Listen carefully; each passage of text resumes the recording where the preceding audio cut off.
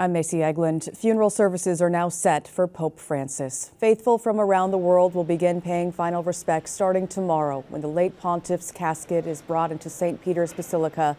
There will be a funeral on Saturday.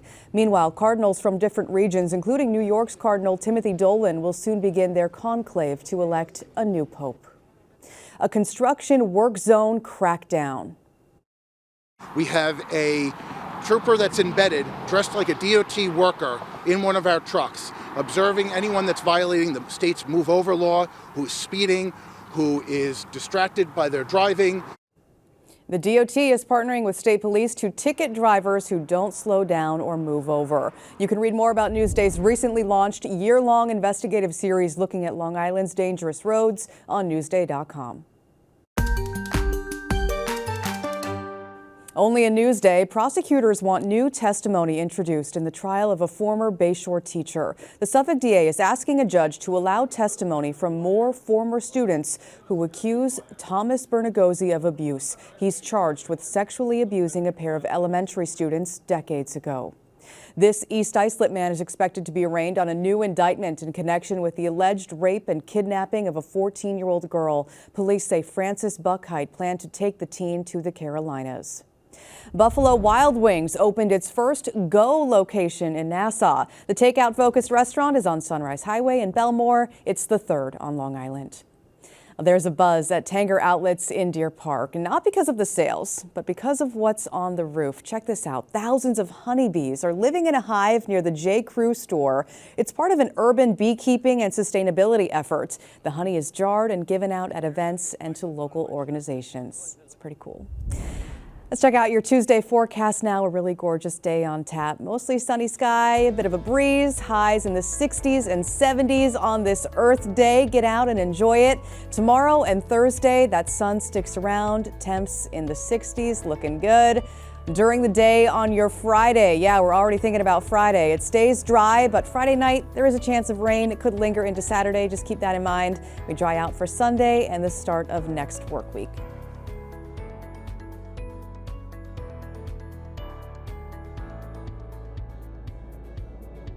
Long Island weather is brought to you by Fire Island Ferries.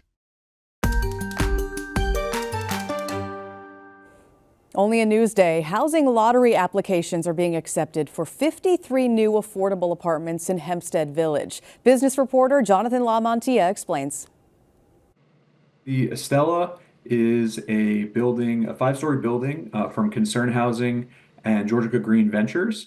It's a 96-unit building, and 53 of those units are available through a housing lottery that's open through May 29th. About 42 units are set aside for supportive housing for veterans and people with disabilities that there's a separate kind of process to go through to get into that housing. For the lottery, the incomes start at around $50,000 and go up to about $99,000, and it depends on both your income and your household size. These are at pretty significantly below the market rent, so that's why the nonprofit Concern Housing that's doing this housing lottery is expecting to see hundreds of applications for these 53 units.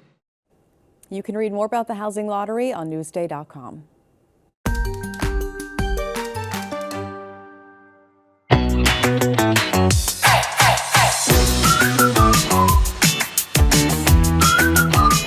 Fish, we're feeding aquatic life. Oh, it smells so bad. At the Riverhead Aquarium, there's mouths to feed, like small mouths and big mouths. Oh, not the sharks! And some of the people feeding those mouths are folks like... Hi, my name is Maggie Seiler. I'm assistant curator of penguins here at the Long Island Aquarium. I've been here for 23 years now, and one of my favorite things about the job is developing relationships with these unique animals. Today, Maggie is showing me what it takes to feed the nearly 20 penguins here. The fact that you're barehanded and doing all this, I am so not about this life. And on the menu for the little tuxedo birds, fish. Lots of frozen little fish. Fresh capelin, and you can smell it sometimes a little bit better when there's a little bit more and they're thawing. It smells like cucumber melon. When we thaw it, I'm not getting that. You need to smell this. Hold on. Smell this. Up and down if it's cucumber melon, or left and right if it's fish.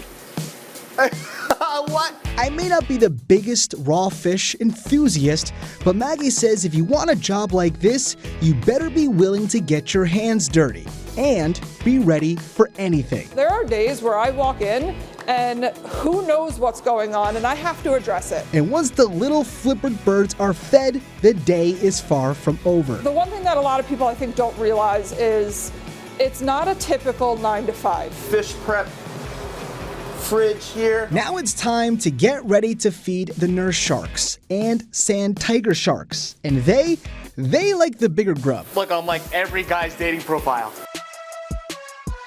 After these salmon are cut in half, it's time to head out. So today on the menu is salmon, herring, and even squid. You know, come to think of it, these sharks are not so different from you and I. What? So we're gonna get the meatier part. You wanna get that right into the prongs here. Got it. You gotta really spoon feed them. Really? Okay. Make airplane noises? We've tried it before. After spending the day behind the tanks, this line of work may not be for me. This is terrifying. But if it's for you, workers say you have to love what you do. And of course, have a hard stomach to make sure you can do it. Because these mouths and lives depend on it. You're being very kind, very compassionate, and dedicated to the animals to make sure that we're giving them the absolute best life possible. Ken Bufa, Newsday TV. How cool is that? Inside look at the aquarium. You can see more LI Work segments on Newsday.com. Click Get More below the Newsday TV video box.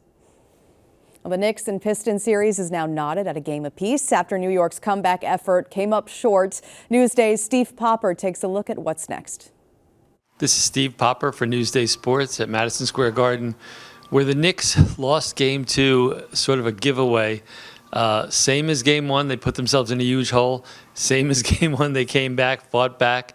But this time, after tying the score with 1:15 to go, they gave up a huge three-pointer to Dennis Schroeder. And from there, just miscues again. Jalen Brunson missed a good look at a three-pointer.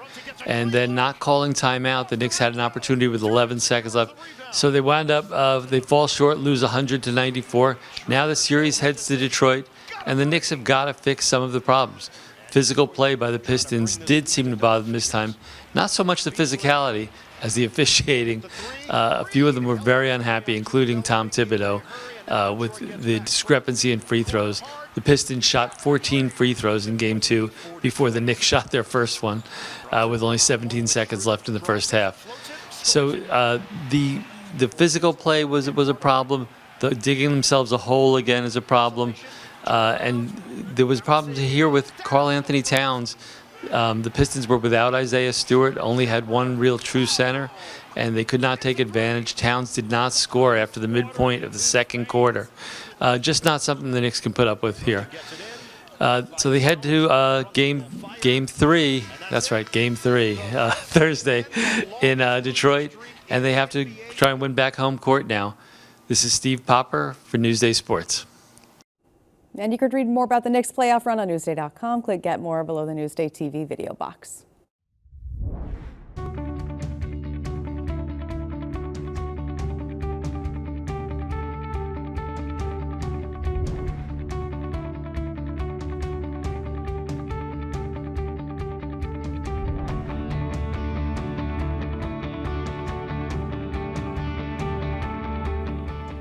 I'm Macy Egland. Thanks for watching Newsday TV. Hope you enjoy this Earth Day. It'll be nice.